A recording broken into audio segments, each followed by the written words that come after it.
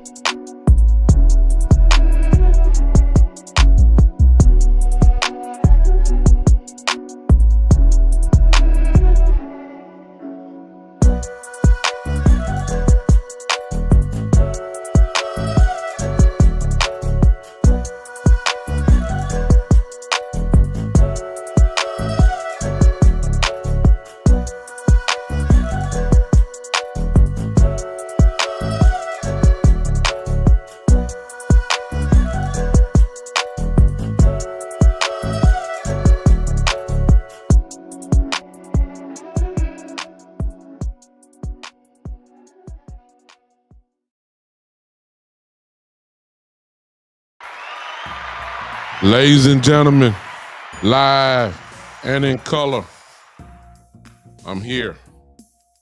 I know it's strange. I know it's strange. I know it is.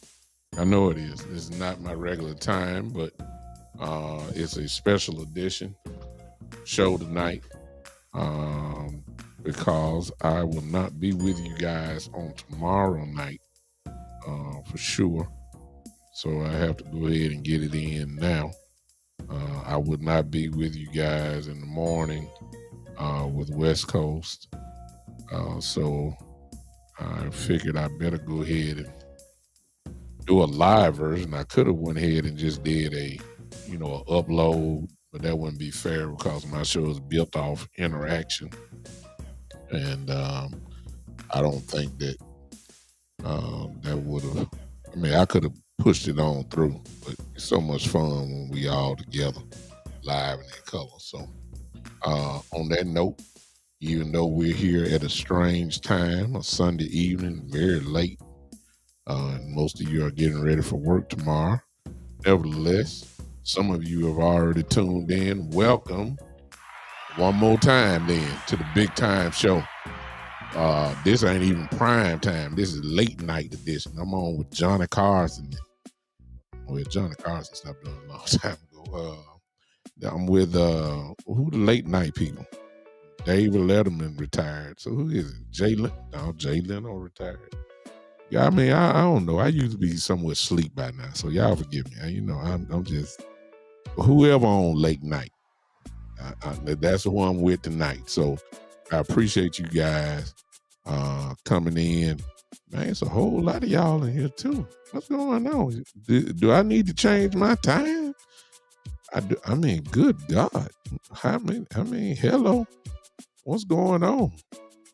What's going on? Y'all got it lit up in here. Wow. What's going on tonight? Welcome to those that are on Big Time Show YouTube. Those that are on the Big Time Show Facebook page, those of you that are on the Twitter, and whoever may join in on Twitch, I appreciate you on tonight for showing up. Let me see let me speak to everybody. Oh, Lord. As usual, first one in the building is the one, of course, that don't watch none of his team stuff. Y'all know what I'm talking about. The wannabe star of the wannabe star of the Big Time Show, the wannabe Eastside Harold. If I didn't have my lines open, he'd really be trying to be somebody, but he in the wrong place at the wrong time. Eastside Harold here. JB, what's going on? Let me see who else is here. Scott Ricks, how you doing, sir? T Smooth, what's up? Step bro Nikki. Okay, we got some Giants fans in here. All right. Appreciate you, Scott Ricks. Appreciate everybody that's popping in. Thank you. Let's go ahead and talk. I don't plan on being here too long with you guys because it's late. Some of you got to go to work. Most of you already seen my title for tonight. And I'm wearing his jersey now because we got to go ahead and get ready to find out if somebody is ready to take it to the next level. And in my view, I don't know if he is or not, but I will say this. He ought to be provoked. He ought to be a little charged up. Talking about Micah Parsons. Well, let me stop and pause real quick. Listen, if you want to contribute to the podcast, contribute to the show, you're on Facebook, you can hit those stars. And of course, if you are on the YouTube page, you can go to Super Chats, which I'm about to enable right now. Thank you. You already should be there, but if not, you can do that. Let me go to it real quick while I'm doing that. I hope you guys have had a great Sunday. Go ahead and hit that like button for me. While I'm getting my stuff together here, go ahead and hit the like button or the heart button. Do that for me. I would appreciate that. Everybody smash it at least about 20 times or so, if you can. That won't cost you absolutely nothing. It will cost you absolutely nothing. Let's talk. Micah Parsons ought to be ready to go. I sat here and thought about it yesterday, and when you one of those guys, one of the characteristics of one of these guys is that you don't want to talk too much to them because that only carries them to another level. There's so many athletes whose names I could call out from different sports that you knew that if you talked too much about them, if you talked too much to them while the game was going on, you were going to be in trouble because you would take them to another level. Certainly this offseason, Micah Parsons has been talked about in so many different ways by the fan base, by analysts, if you want to say that, by media, that to me, he ought to be a little angry. He ought to have an attitude of he ought to be maybe having a sense of something to prove. I mean, we all know what kind of player that he is. He is a guy that hey, I'm seeing a lot of people I ain't never seen before in here. Hello to all of you. This your first time coming in. I see college football statements. It's not a college football show.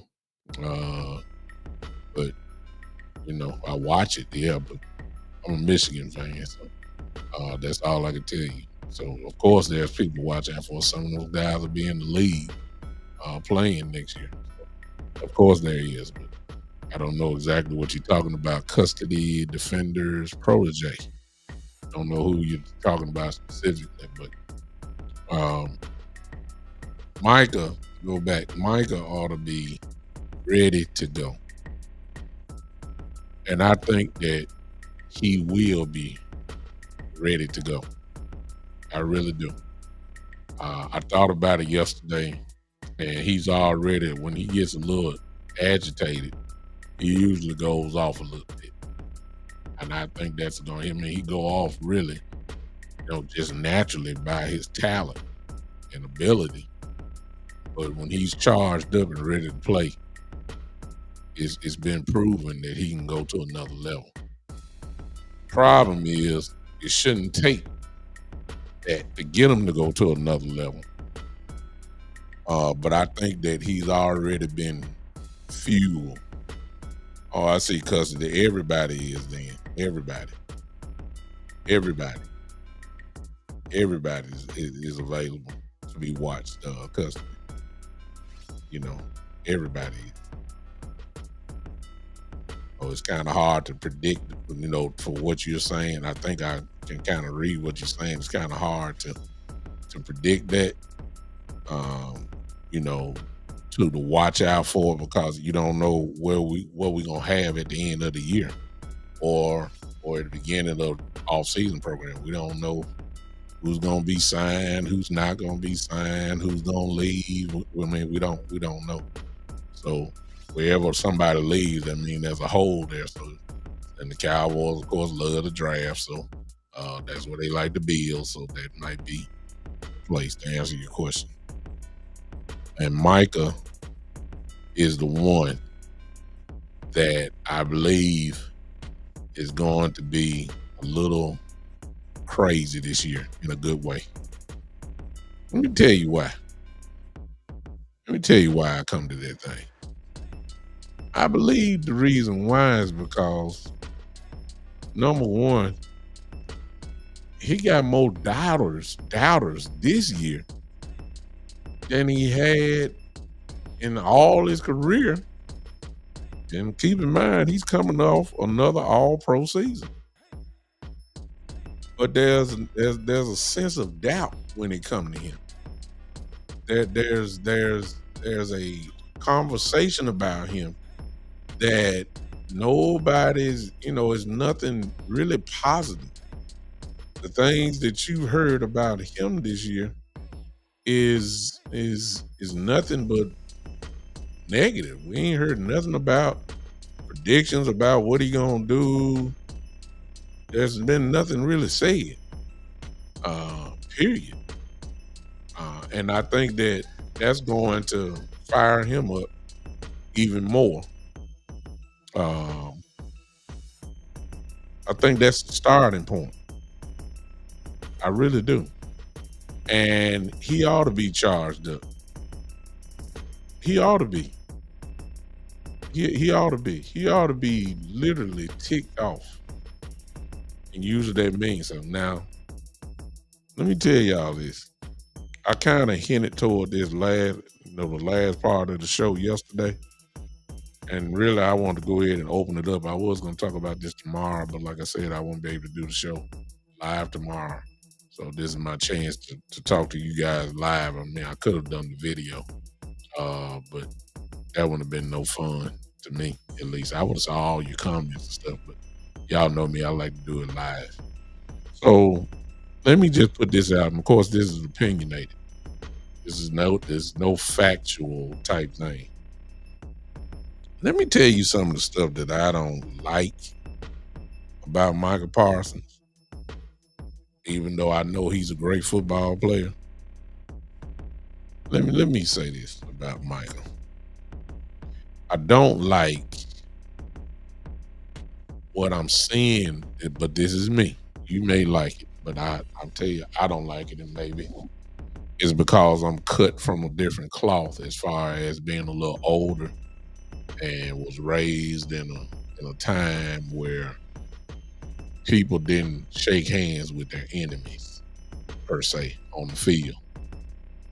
Today is different. These guys go to dinner together. They text each other nonstop. They, all that type of stuff. It's just a different day. I don't like Micah Parsons and all this Boy Scout, kumbaya, shake hands, hug, exchange email addresses, and exchange phone numbers, and FaceTiming and all with his dang enemies. I don't like it. I don't like it. I'm sorry. Every time I look up now, I see Micah Parsons with CJ Stroud. I'm sorry. I don't I know it's a different day before y'all jump on. I know it's a different day. I understand it. I just come from a different time. And maybe I have to evolve. You know what I'm saying? Maybe I gotta evolve. But I ain't evolved yet. And I don't think I ever will. I'm too look. I come from the Larry Bird hating Magic Johnson and Magic Johnson hating Larry Bird days. I come from the days of where the Lakers hated the Celtics. I hate it. I come from the days where the Dallas Cowboys hated the Pittsburgh Steelers. They definitely hated everybody in the division. Hated. Key word, hated. And it was no mistake. I come from that time. I come from that time where Ray Lewis did not shake hands with the Pittsburgh Steelers. And the Pittsburgh Steelers didn't shake hands with the Baltimore Ravens. It was just a natural rivalry. I come from the days of when the University of Miami played the Florida State Seminoles. It was a war. Miami playing Notre Dame. You know, I come from the real days. Michigan still don't like Ohio State. It don't like them. They don't like us. We don't like them. That's where I come from. The Yankees against the Red Sox. See, I said that. You felt it right then. I come from that. I come from that time, man, when Michael Jordan hated everybody. Y'all understand me? That's where I come from. So it's hard for me to see these guys buddy up and everything. I mean, I done seen Micah Parsons and CJ Stroud take trips together to Japan. I saw just last week Micah Parsons, CJ Stroud, and Tom Brady's all white party. I mean, I seen CJ Stroud and Micah Parsons on somebody else's podcast show. I seen CJ Stroud on Micah Parsons' part. I mean, good Lord of mercy. Geez. I can't. I can't. I can't. I'm sorry. I see Micah Parsons on his podcast, singing praises to everybody because, that's what he got to do. For those that don't know, Micah Parsons is the president of Bleacher Report. I mean, that don't necessarily mean he had to have a show, but he does. And he does his show well, but it's just the flowers that are given to everybody. Like that, he had Jordan Love on the show right after the Packers beat our brains out in the playoffs. And Jordan Love just sitting up there just laughing and giggling. We got y'all. We know what y'all were gonna do and all that. I mean, you can't say. You can't. What can you say? You bringing in the people that beat your brains out, and it doesn't take away from his ability on the field.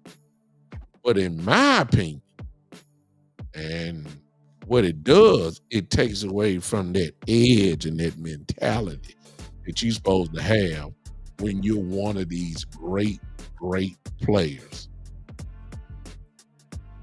That's what I'm saying. And I believe that Micah Parsons has the ability of a great player who will one day have a gold jacket on his, gold jacket saying that he's a Hall of Fame player. I believe that's going to happen. But he ain't got the mentality, especially at the position that he plays. He don't have the mentality of a Lawrence Taylor. Like that's the one everybody want to compare him to. He doesn't have that mentality. A lot of y'all don't even probably born when Lawrence was playing. Of course, I'm a little older. I remember that. There was no friends. I mean, I'm sorry. He don't have, and I ain't got to go that far back. When I started thinking about when I started thinking about uh when I started thinking about the Kansas City Chiefs, Chris Jones, for instance. Chris Jones. What kind of mentality he got? See what I'm saying? You got the ability, but you got the edge to go with it. You got the attitude that goes with this incredible ability that they may have. Huh? I have a problem. I'm sorry, and I don't see it. As great as he is, I don't see it. I don't see the look. Ray Lewis. See, when I said that, there was a mentality that went with Ray Lewis. As great as he was, that edge, that killer instinct, it wasn't hard to not see. You can see it on Ray. You see what I'm saying? You can see it. I don't see that. He's still great. I don't want to take it from you. He's still great. He's still great. You know what I'm saying? He is still great. But the edge is what I'm talking about. That edge, man, will carry you to a level that is almost like you playing outside of your body almost. I done seen it too many years with too many great players. I seen the ability, but it makes a difference when you got that edge. And I'm sorry, maybe y'all see it differently, and I'm not arguing with you, because we can look at one player. I can line 10 of you guys up, and I say, let's talk about this player. I have 10 different interpretations. So I'm not saying my interpretation is right and yours is wrong. But I'm also saying your interpretation is not right and mine is wrong. I'm not saying that. What I am saying from my perspective, man, look, I'm not seeing that mentality. Coach Marv, I saw you comment. I already saw it.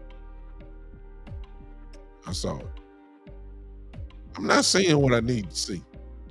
But I believe that the media, I believe that the national media, I believe that he have heard other podcasters as well. I believe that he has heard some of the stuff that's been said. And I'm not talking about the haters. I'm talking about the podcast people, personalities from Dallas Cowboy land. That it's just not the haters. The haters just don't say anything anyway. We ain't worried about that. All you gotta do is look in the chat right now and you'll see, folks that ain't Cowboy fan, they just yapping their mouth. But what about the Cowboy, the ones that swerving down, that they have a star almost embedded in their heart? Those type, like me, that I'm not questioning his ability, but I am getting a little irritated by all this buddy, shake, hold hands, traveling with enemies. And y'all say, well, they not the enemies. Look, if they on your schedule, I don't want to. Look, I don't need you getting on a flight going to Japan with CJ Stroud. I'm sorry, I know. I know. Some of y'all say it may not be a problem. Okay, to me it is. To me, I'm serious, man. It really irritates me. It does. But I believe that he is about ready I believe he's about ready to go to the next level. However, now let's get factual. He can go to the next level if he's positioned right. There seems to be a mystery and a question mark through everybody that has been over him as far as coaches goes. I realize he's a unique player, but somebody ain't hit the right button completely yet. They don't know what he want to be. They don't know if they want him to just be edge. They don't know if, that primarily so far, that's the census that I'm getting, that they want him to be edge. And I understand that the edge rushers make the money. See what I'm saying? The edge rushers make more money than the linebackers. The edge rushers make more money than safeties. The edge rushers make more money. Well, it depends on if you got, unless you got one of those guys at defensive tackle, like a Chris Jones, like an Aaron Donald, that type of dude. If you got that, then the edge rusher don't make as much as those guys. Well, they make about the same. They get paid like highest paid. You're not getting that primarily from a linebacker position, but as I've said, and then of course the one that, give him credit, the one that been riding that train longer than anybody has been the person that's in this chat, at least I think he's still, and that's Coach Mara, who has already said, and I've said it as well, that Micah Parsons is so unique that you can line him up everywhere. And it ain't necessarily gotta be shown up in sacks, but it can be shown up in just about every stat from a defensive perspective. An offensive coordinator should have to be guessing on every single play where Micah Parsons is gonna line up. Micah Parsons is the type of guy, he's very unique, because ain't nobody else really can't say this about their players. I mean, seriously, we got to really think about this thing. I'm trying to think now, who can do, and there's some great players in the league defensively, who can do what Micah Parsons can do? And keep that in mind, I'm going well beyond pass rushers. I'm talking about a guy that can line up and dominate even from the linebacker position. Who else can do that? I'm talking about if you put him on the line, he can dominate. Put him back and put him back as a linebacker, he can dominate. I mean, you can use him like a queen on a chessboard. And this guy can do it all. I need everybody in here. Real quick, let me put this in. Everybody in here, if you don't mind, while y'all in there arguing with Eastside, y'all making him a star. Y'all killing me with that. But y'all argue with him. Go ahead. But while you're arguing, go ahead and hit that like button. Everybody hit that like button. Everybody hit that like button for you, boy. Everybody hit that like button for me. Hit that heart button if you're on YouTube. Hit that heart button if you don't mind. Help your boy out on tonight. I'm trying to figure out who can do what Micah Parsons does. Okay, thank you, Common Sense. That's a good one. That's exactly where I was about to go. And thank you, Common Sense, because that's really the only name I can think about. A young Von Miller. But really, and I had to go back. Common Sense. I don't really think they line Vaughn up as a linebacker though, because really that would really, take away from his superpower. What I'm saying is Von Miller's superpower was on the edge, not necessarily linebacker because he was too small. Micah Parsons, Superman, superpower is on the edge and that linebacker. That's what I'm saying. I don't remember, I hate to say this, but I do remember one. And I'm old enough to remember one that was like that. And that was great Lawrence Taylor. That's what I remember him. And he was running the 3-4, and Lawrence would line up on the edge, and Lawrence would also line up as a linebacker and was equally as dominant from both positions. That's my mind ain't my man. I'm trying to go back. I remember Derek Thomas was like that, but Derek was kind of like, you know what I'm saying? Derek was like an edge guy. You know what I'm saying? This is what Coach Marv has been running the check on.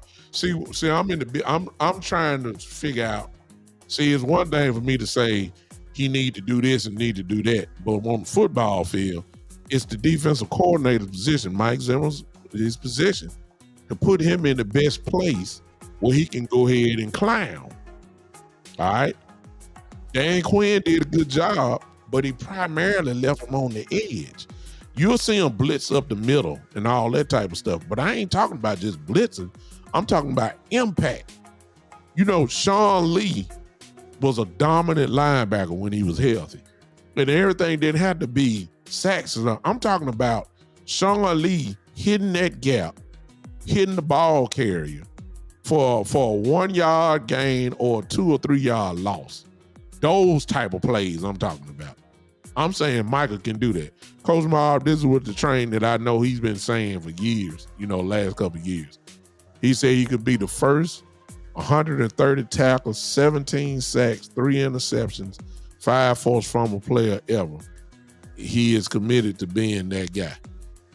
I'm saying, see, the interception part primarily will happen if he is at linebacker. It ain't gonna happen on the edge. See what I'm saying? See, when you look at that, what Coach Marvin said, and the reason why I highlighted that, because he's one of the only ones that I've said it, and I kind of joined in with him, about a year and a half ago. But Coach Marv is the one that's been saying this for the last 2 years, I know. But what coordinator can get all of that out of him? That's the part where I'm trying to say, if this is how he can go to the next level. See, long as you got him on the edge, he ain't gonna do what he been doing. He gonna give you about 14 to 16 sacks, which is great, of course. That'll get you to be an all-pro. It's great. It'll get you a lot of pressures, but what it will also do, and from a negative standpoint, because Micah can't put on a whole lot of weight. He ain't naturally, he's a big guy, but he's not big enough to be handling offensive tackles and all that type of stuff. What's going to happen is he's going to get beat up in the run game, like we've been seeing in the last couple of years, sending double teams, sometimes triple teams with a chip from a running back and all that type of stuff. He'll get swallowed up. He will. But if you put him in linebacker sometime where he can go chase people down with that speed that he has, plus he's big enough to fill in holes, make tackles, stop, plug up gaps, or where his teammates can come and bust somebody dead in their mouth. Ladies and gentlemen, this is what makes you great. This is what makes you go to another level. And so what I'm wondering is, because we haven't seen him on the edge, we already know what he can do there. He's going to get you double-digit sacks. He's going to be an all-pro player. We already know this. We didn't see it. But what he ain't making the big impact is in tackles. This dude with this ability is supposed to be getting exactly what Coach Marv just said.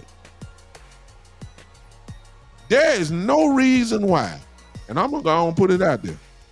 There is no reason why This dude should not at least have 100 tackles every year if you put him in the right place.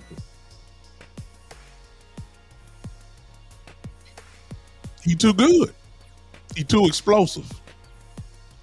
He got too much speed. He does. See, what I said earlier is just something that's knick-knack, paddywhack, what I was talking about. You know, shaking hands with CJ and shaking hands with Jordan Love and laughing and giggling all in their face and all that type of stuff. See, that ain't, you know, that's knick-knack, paddywhack stuff. You know, you still can produce even though you're doing that, and he does that. I'm not talking about that.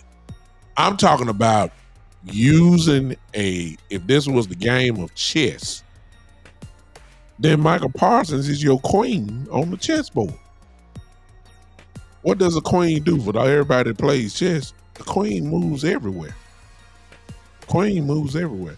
It can line up on one side of the board, then it can go to the other side.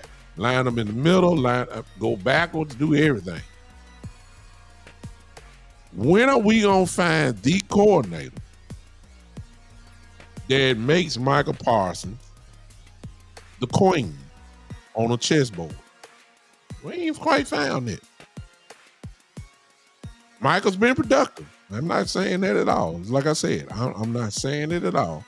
Micah has been super productive. He's on a Hall of Fame type trajectory already. But my question is, who is going to carry him to the next level?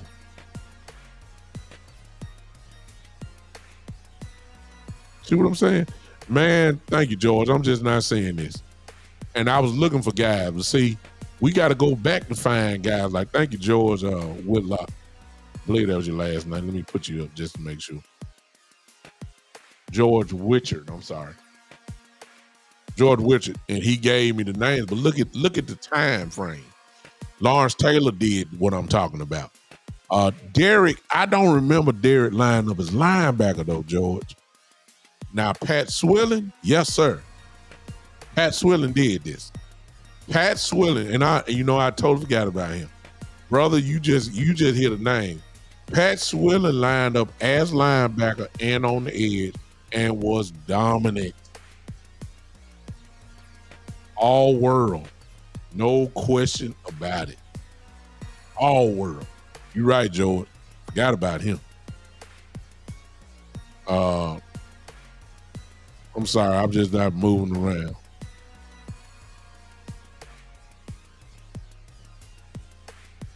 Oh, wow.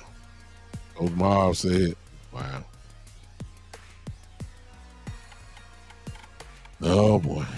See, this is what I'm talking about. Y'all see what Coach Marv just said right there?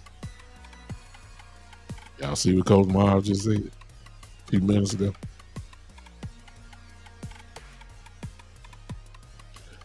Common sense, you right. I see what you're saying. You say you disagree, and that's cool.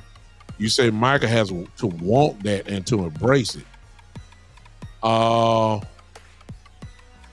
then that, to me, like I said earlier, common sense, and I understand what you're saying. I believe then that we're talking something past football now. I think we're getting into the position. See, Micah can't demand the type of contract, in another year or so. He can't demand that just by being a linebacker.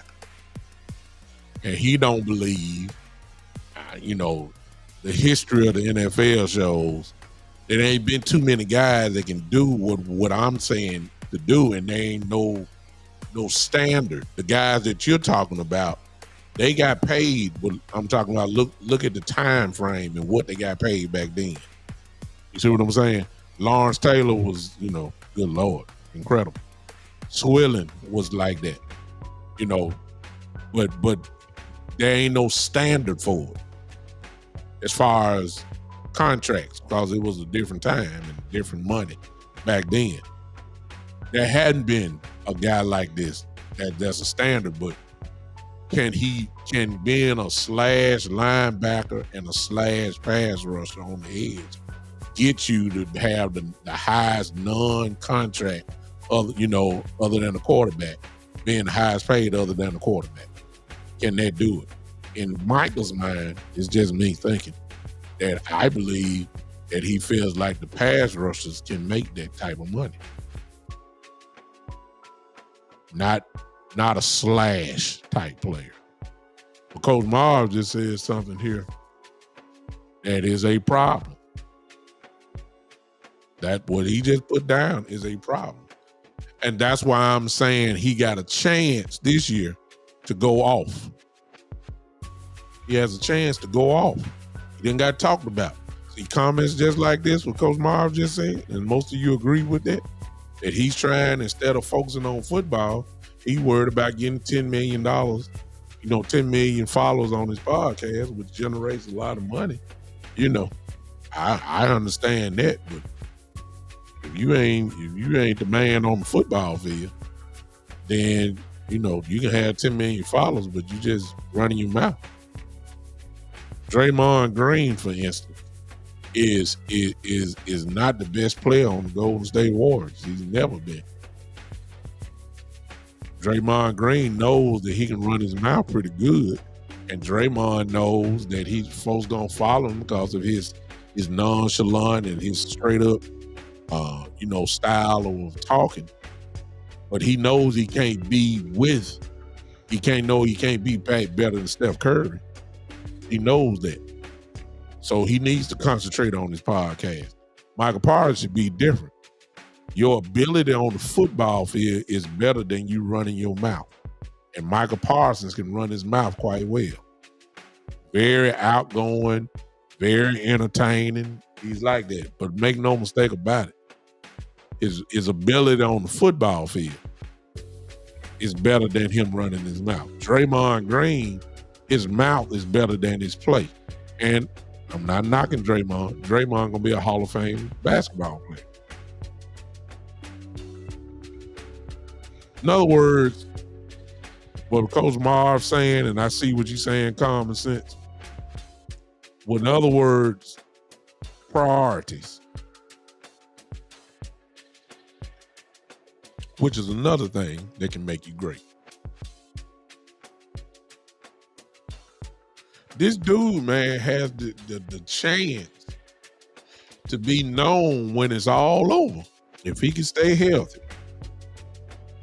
This dude has a chance to be talked about in the upper echelon, if you let me say that, of the greatest defensive players ever to play. He has that type of ability. Or where truly are his priorities? I'm not questioning his effort on the field. I'm not questioning him not wanting to be the best. I know he does, but there's another gear that you got to go to in the level. See, it's not physical. It's not physical for him. He has all the physical abilities. I mean, the physical traits, that's already been proven. I'm talking about a total different level. Then that happens between your ears. That's what I'm talking about. He has the ability, man, from a defensive position to dominate a game from the defensive side of the football. This dude can actually, the term game wrecker. This is what he is. This is what he can really become. I ain't talking about a part-time game wrecker too. I ain't talking about that. I'm talking about a true game-wrecking machine. This is what this guy can do. But that part is gonna come from up here in the brain. I ain't talking about your mouth saying, I want to dominate. No, you do it. You do it. You do it. And I see what you're saying, common sense. But let me say, this dude got the ability, that culture, his ability goes beyond culture. This dude, man,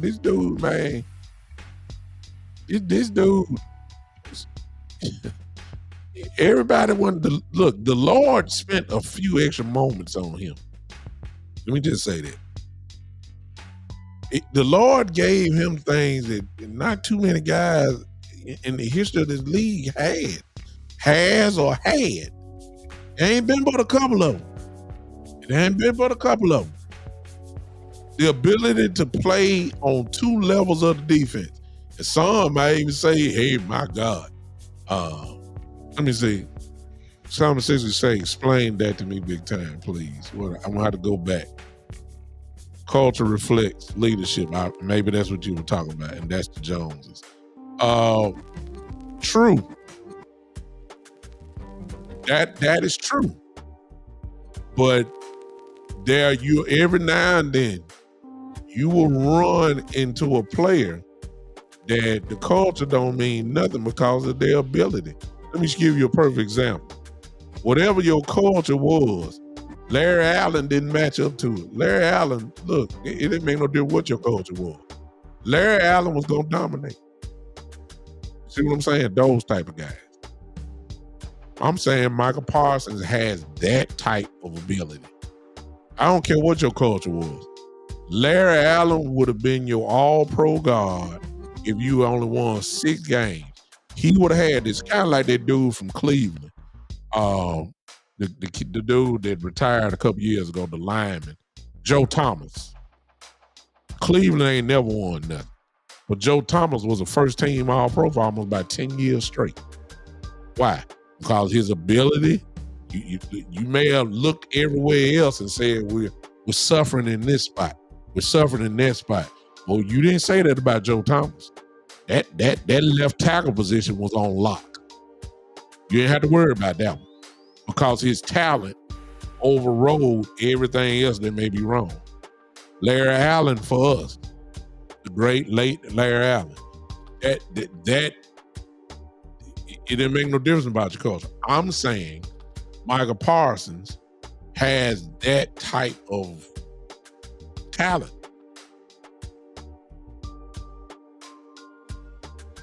But he don't have that type of talent up here. See what I'm saying? It got to match to be what I'm talking about. It got to match up here, and then it got to match your ability. And that's the part that I ain't seeing on a consistent basis, at least. See, I ain't have to worry about that with Larry Allen. Larry Allen gonna beat your brains out every play. It's just that simple. Ray Lewis was not the fastest guy. He was not the fastest linebacker. Ray Lewis was not. But everybody knows. It's a reason why they say he's the greatest linebacker of all time. It wasn't because he had Derrick Thomas speed. It wasn't because he was fast as Lawrence Taylor. It's that mentality that he had. Come on, y'all. Y'all know what I'm talking about. That mentality that he had and the ability made his ability even go higher. You know, every now and then you'll have these freaks of nature. You'll have the Deion Sanders. You know, guys who just, what can we do? You see what I'm saying? Those type of guys. I'm saying Micah Parsons, for the position he plays, is one of those type of dudes. He is. The Aaron Donald, those type of guys, man. Micah Parsons has been blessed with that type of persona. But let me tell you, vacationing with CJ Stroud and vacationing and on his podcast, bringing the enemies in and they making a laughing stock out of you. It was hard for me to watch him sit there with Jordan Love a few weeks after Green Bay beat our brains out. It was hard for me kind of watch that. And just seeing he wouldn't even got an invite from me. And I still be ticked off. He would never get an invite. I mean, shaking hands with. I mean, come on, man. I just can't do it. So I'm talking about with him. I'm not talking about his physical. I'm talking about the mentality that goes with simply being the best. That's where, if we want to work on something this year, see, the speed you ain't got to worry about. You see what I'm saying? You ain't gotta worry about him getting around left tackles and making some sacks. You ain't gotta worry about that. He gonna do that. What I'm talking about is, y'all forgive me for just saying this one name, but I can't help it because he was my favorite football player. The Ray Lewis mentality. Huh? I gotta have that's what take me to the next level. Now, from a football perspective or a coaching perspective, then what will help Micah to be that is if he is put into the right positions on the field. And that's where you need to use them like a queen on the chessboard. And I hope that Mike Zimmer can do this, because if you do this, his natural talent will take over. And I'm serious. He will take over. Seriously. The natural talent, he's just that good. His natural talent will take over if you put him in the right spot. That's Drew, that's a great question. I like that. And it's a fair question. Matter of fact, y'all see Drew's question. Y'all come on, let's answer that question there. What is his position? And does he have a position, or is he just an athlete? Everybody answer that. Is he just because when you're in college, they will recruit you and they don't really have a place to put you, so they'll just put athlete by your name. Matter of fact, a whole lot of you guys are gonna have the college football game coming out in about another week or so. EA Sports College Football, everybody waiting on it. You'll notice when you get to that dynasty thing, they'll put athlete, ATH. They won't have a position for them when you start to recruit people, and then once you get them, you'll put them in a position where you want them. He's an athlete. Is that what Micah Parsons is? I like that. JV boy, that's beautiful. JV boy, B-boy says his position is a weapon. I like that. Al Logan say he's the wild card. I like that. So I see some of you saying he's an edge. I believe he's more than an edge. We just ain't seen it because I don't think they put him in the right spot. Dan Quinn was dedicated to making him an edge guy. You'll see him line up over the linebacker every now and then, and for blitzing purposes. You'll see that. But have you seen him just play linebacker? Which is what I think he can do, and I believe he can do it at a very high level. Yeah, well, because he beat up, Drew. Y'all say he's an edge rusher, and you're right. Drew says that, and Drew is absolutely right. He's gassed by the end of the season, he says.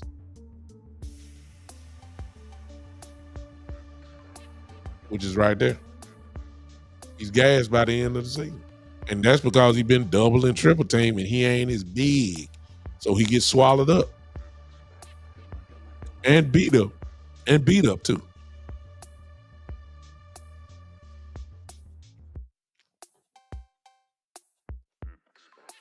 So it's gonna be interesting to me to kind of wrap this thing up. It's gonna be interesting to me. The level that I'm talking about is gonna require him to play. I see you, Swain. Boy, I tell you, y'all guys. I didn't mean it, but y'all, I caught that one. Boy, you funny. The level that I'm talking about is going to require him to be playing linebacker as well as pass rusher. Seriously. And let me say this. See, let me give you my thing here. And I'm not talking permanently, but at some point I want to see this for Zimmer. Give me, if you're running two linebackers,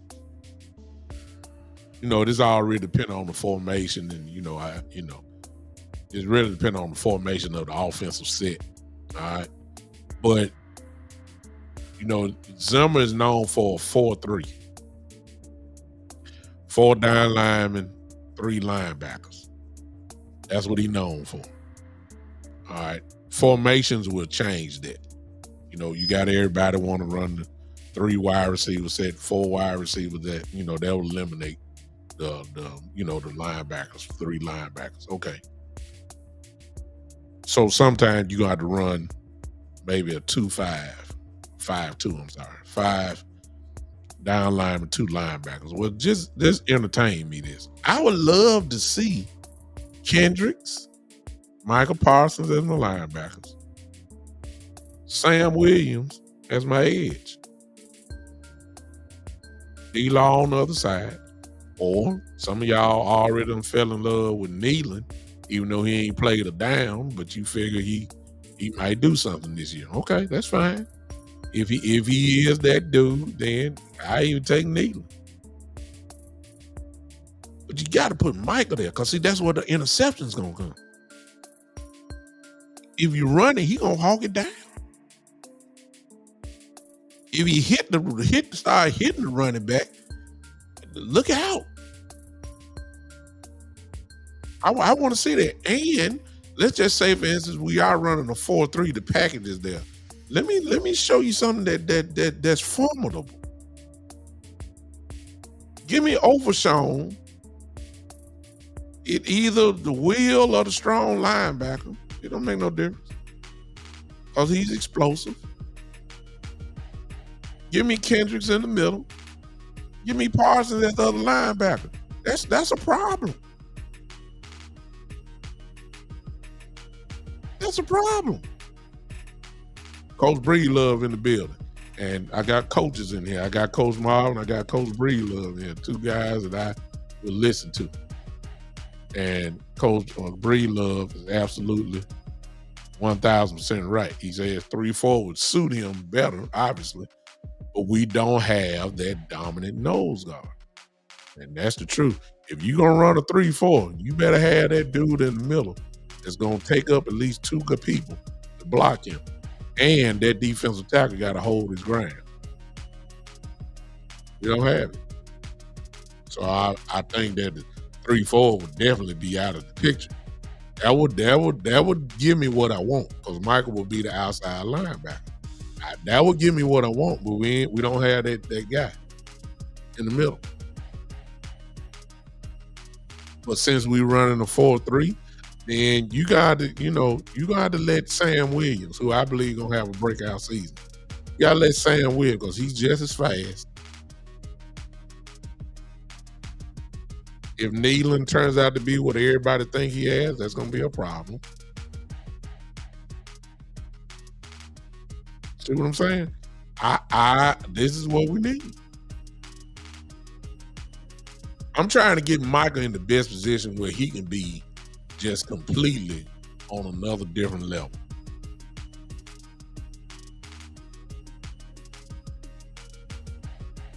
That's what I'm saying. I just don't want Micah just solely line up as an edge rusher. I've seen that. He's productive, yes, but he gets beat up. He gets beat up too easily. He double teams, and he's not big enough, number one, to handle double teams. He's not going to be more than not a guy that's going to win a whole lot of double teams when you're talking about a guard and a tackle coming to see him, or a tackle and a tight end, or a tackle and a running back to chip him and all that type of stuff. We've already seen that. We've already seen that. And he still produces. I want to see him line up at the linebacker position. That's what I want to see. And I believe that will take him to a different level. Naturally. Lord have mercy. If he get an attitude with it for real, instead of shaking hands with everybody, I'm scared. I'm so he just got to show me. He done shook hands so much with CJ Stroud this year that I'm almost scared that if he had an open shot on him, I believe you just grab him around and just throw him down one time instead of putting his shoulder pad dead in his ribs. I'm to that point. I'm sorry. You just got to show me. If you got a blind side shot, you know what I'm saying? If you got a blind side shot, you coming around the edge and he looking the other way, will you plant your helmet in the small of his back? Y'all forgive me. It's the football I grew up on. I'm sorry. Or are you just gonna hug him? See, Sam Williams will hug you and try to suplex you. You see what I'm saying? You see the difference? We saw with Sam. There's Sam picking people up and just throwing them like he Brock Lesnar or somebody. You see what I'm saying? That's what I'm talking about. Micah, I don't know. He gonna get there. He gonna tackle him, but he gonna hit him. See, he just shook hands with CJ Stroud too. They over there with sumo wrestlers and laughing and eating sushi, and I mean, good job. All right. Everybody hit that like button for me. The reason why I'm coming to you guys tonight, I would not be with you on tomorrow night, at least from this type of way. I will not be with you. I went in just, I'm sorry I didn't do my usual pump up thing, but I appreciate all of you guys hanging with me so far tonight. So, I know it's late. Everybody got to go to bed. I'm going to do this one time because y'all need to go to bed. I don't have to. I'm on vacation. Exactly, JB. Well, they're there braiding each other hair.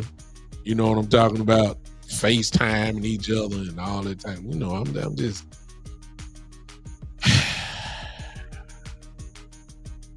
I'm serious, man. I just come for the time, man. Look, Magic Johnson didn't like Larry Bird. That's all I'm gonna tell y'all. Larry Bird didn't like Magic Johnson. Now, I don't have to say nothing else to that, because if you're old enough, you know what I'm talking about. It just, some things just don't work. And when I said that, you understood the intensity of the rivalry. You understand that they wanted to kill each other. They wanted to beat Magic Johnson, wanted to beat Larry Bird's brains out. Larry Bird wanted to beat Magic Johnson's brains out. They didn't have this LeBron James friends with everybody type of mentality. Like Michael Parsons, they ain't got Ray Lewis mentality. You just don't. The Steelers and the Ravens of the early 2000s can meet up in the mall right now and they ain't gonna even speak to each other, man. It still burns. The fire still burns. That's what took all of them to the next level. Look how many Hall of Famers came out of it. From both sides. Look. They brought the best out of each other. I ain't got time for this singing Indian style and singing Kumbaya with the sumo wrestlers. You need to hit CJ Stroud. I'm sorry. Man, the phone line open. I'm tired of talking. See, I'm getting fired up. It's a shame that I'm more fired up than Micah is. I ain't shaking hands with nobody. If I got to play you this season, dog, I ain't swapping. Look, that's another thing. Every time I look up, Micah Parsons got to swap jerseys with everybody. Man, look, go order the jersey. Taking pictures after they done beat your brains out on them field. Man, what in the world is this? What you want to get the jersey? They don't want your jersey. For what? Y'all help me. I'm sorry. I'm sorry. I'm sorry. Call from Coach Marv. To accept, press 1. To send a voicemail. I feel myself getting a little bit hot now, so I'm going to get out of the way. Coach Marv in the building. I mean, all this swapping jerseys and shaking hands. What, you might well give him your T-shirt. Just take your T-shirt and send it to him. I'm sick of this buddy stuff. Yeah. Hit somebody. Go ahead, Coach. And and I understand the new age people, but there are some guys that are coming out that are old school, and that they understand that to get where they want to get to, they got to have not only player success, or they got to have team success. I think sometimes that's where our Cowboys and when we talk about culture, like Thomas Simpson is talking about culture, I think sometimes that's where we get clouded, because we give the credit and all the accolades, and we saying we're calling him a potentially Hall of Fame guy. And we don't understand he is a long way from being a Hall of Famer right now. Oh yeah. And so, but that's the curse and that's the blessing of being a Cowboy.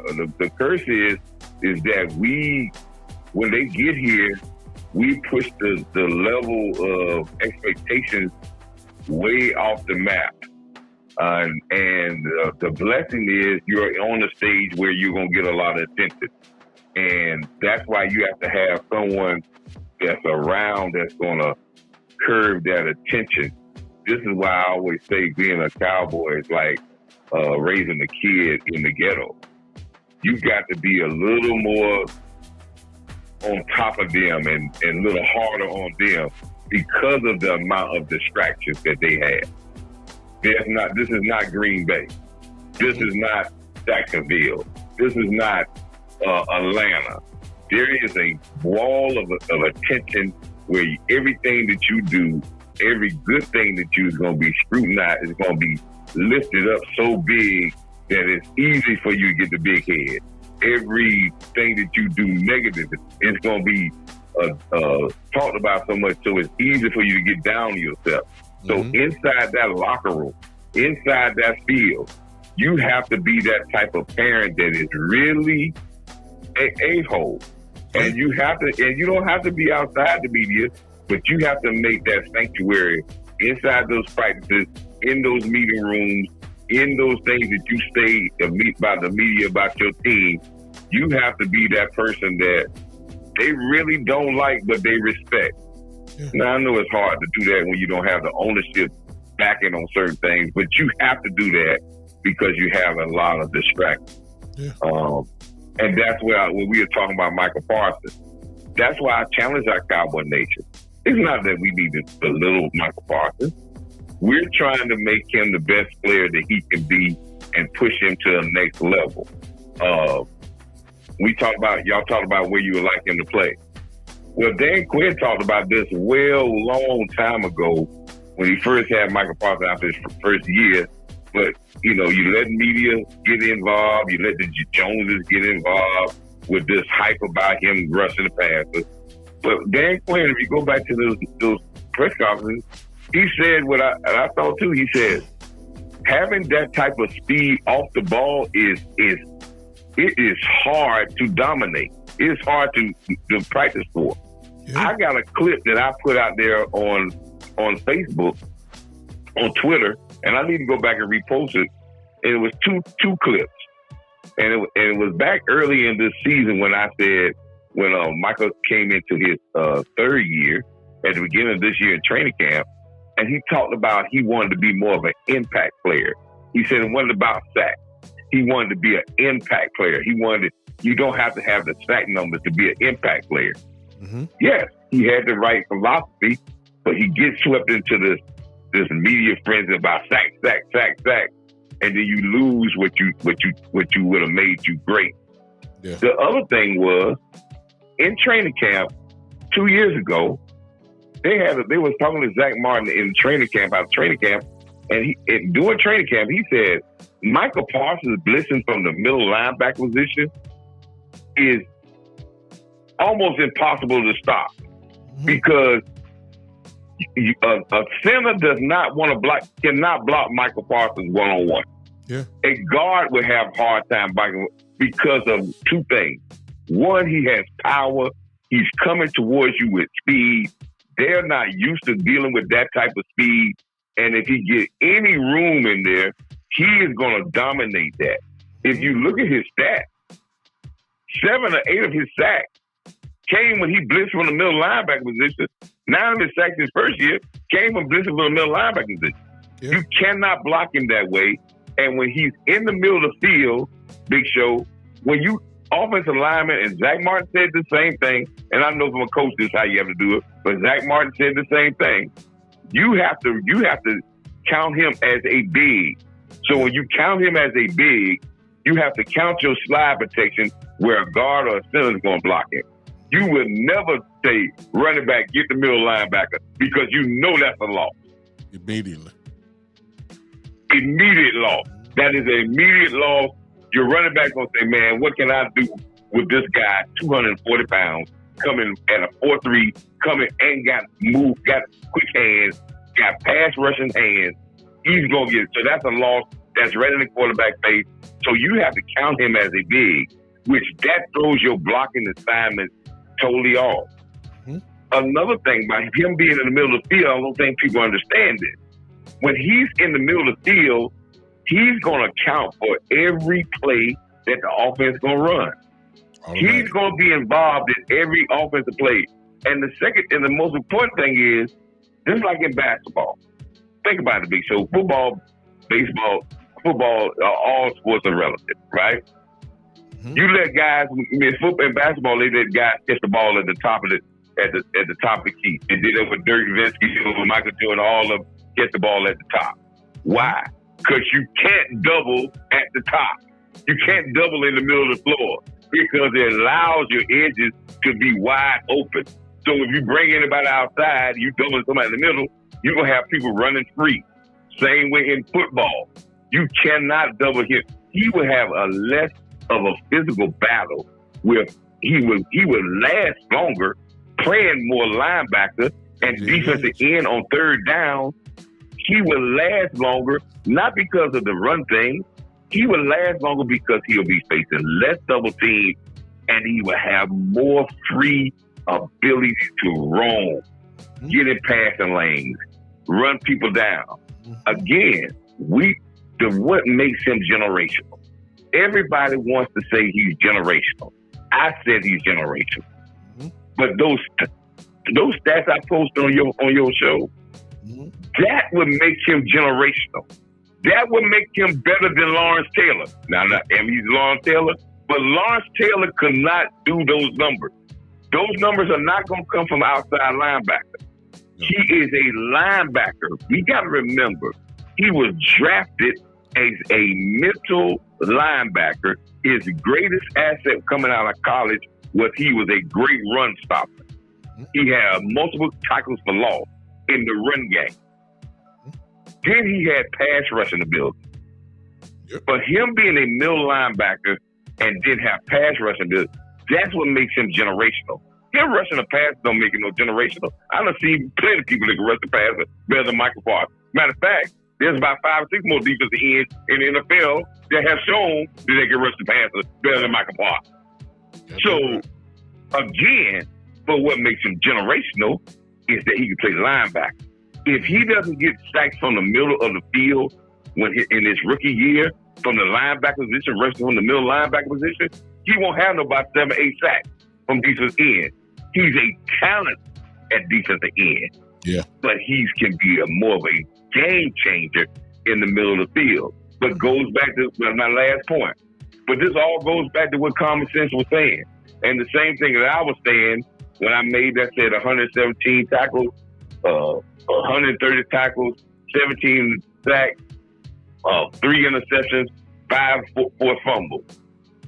If he is committed to being that type of guy, that's going to take a big commitment on his part. That's not going to be no podcast. You can't go in there not being in shape. You can't go in there being in defensive end shape. You got to go in this year in what we call universal shape.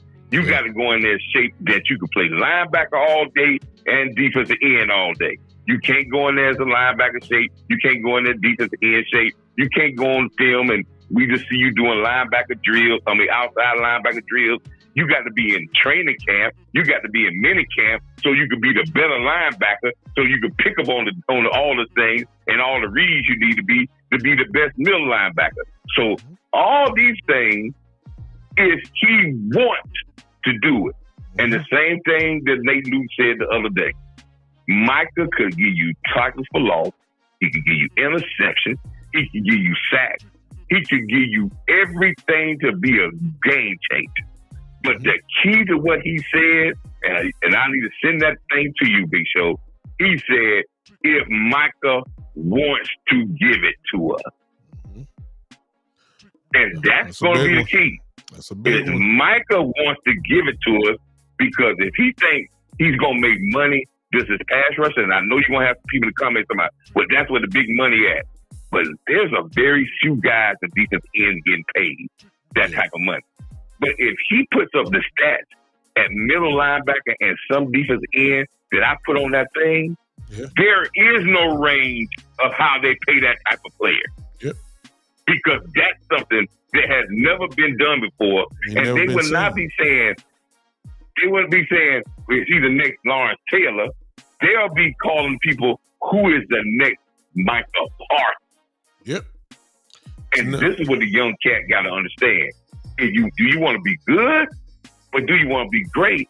But his greatness is only going to come, Big Show, about his play on the field and the team success. Mm-hmm. That's the main thing. And right now, instead of him thinking about his brand and about his next move, he needs to leave that to people like LeBron James that's already into their career, thinking about their next move. Yeah. He needs to think about football first and letting the main thing be the main thing, and all the rest of it will come. But think about subscribers and who's on your show and trying to get ratings and this move and that move. If football ain't first, the rest of that stuff will crumble. Got that right. Appreciate you, Coach Marv. Football got to be first. Appreciate it. Appreciate you, man. That's awesome. All right, brother. All right, ladies and gentlemen, it's late. I got 10:30 Memphis time, so if you're Eastern time, it's already 11. Y'all know good and well y'all got to be at work in the morning. So we're going to go ahead and end it on that note. Shut off the line. Be fair to you guys. I appreciate all you guys hanging with me tonight. Hopefully we gain a little bit more insight, I guess. At least from a different perspective of what we feel. Remember, we're not knocking Michael on his ability. The ability is there. It's no question about that. We just want the mentality to match the ability, and that will go to another level. And hopefully we get hopefully Zimmer will incorporate what Dan Quinn didn't do. Dan Quinn talked about it, he just never did it. And that is moving Michael everywhere. Hopefully this is what can happen with Zimmer being there. Hopefully. Will it happen? We don't know. But this guy has a chance That this guy has a chance. Like I said, it's rare. It's rare. It's rare. But this guy, let me put it this way. In 1981, Lawrence Taylor was the MVP of the entire National Football League. Lawrence Taylor was the MVP of the whole, over a quarterback, over running back. Lawrence Taylor was the MVP of the NFL. Now, that ain't gonna happen. Now, I mean, it's just too much offensive, stats and all that. It's not gonna happen. But I will say this. If you're a dominant guy like that, you might pick up an MVP vote. You'll never be the MVP. That's why they came up with the Defensive Player of the Year, so they can go ahead and give, give the defensive player the just due of a great season. That's why they separated. Lawrence Taylor was the MVP of the whole league. Now we talking about the time when Joe Montana was playing. We talking about the time when Dorsett was still playing. All the great players back then. This dude was the MVP of the league. Micah Parsons has that type of disability that he can at least get a vote or two for being the MVP of the league, which means he can dominate a game, man, from the position that he in. He can dominate a game. But it got to be something. It got to happen in the coaching room, but most of all, from what like Coach Marv said, what Common Sense said, it got to be up here, and he can take care of it. All right. Appreciate y'all hanging with me tonight. Like I said, I will not be with you guys on tomorrow, so this kind of substituted for the show. I might even replay this tomorrow, so y'all might understand it may not excite y'all because y'all already heard this before, but I might schedule this same show for tomorrow for those that didn't hear it tonight. So come on back if you want to. You can add since y'all heard it. You know what I'm saying? Y'all already know where I'm gonna be going because I might just replay this show. So come in and argue with some more of them. Y'all know what I'm going. Y'all already know what the show is. You already know what it's gonna be said. So you guys come on back. Come hang with your boy. All right. Thank y'all for hanging with me, man. This nightlife thing. All right. Appreciate y'all hanging with me, man. Listen, I will be with you guys definitely this Saturday, without a doubt, at 3:00. 3:00 Saturday, 3:00 Central. I will be with you guys definitely for that for sure. Tomorrow, I'll go ahead and replay this show again for tomorrow evening. Okay? So you guys come on, hang with me. Appreciate all you do. Thanks for giving me your little time tonight, all right? Until then, ladies and gentlemen, I appreciate you. Go ahead and give me the hand clap emojis. We're going to go and jam our way out of here. We might as well do it. Hit that like button as you leave. Hit that like button. Give me about 10 likes, okay? Everybody do that for me. Thank you again. This has been as I Ric Flair my way out of here. Y'all know what that means, right? I Ric Flair or the Undertaker. I'm out of here, y'all. Thanks for hanging with me. This has been the one and only as I float through the smoke. Yeah, the Big Time Show.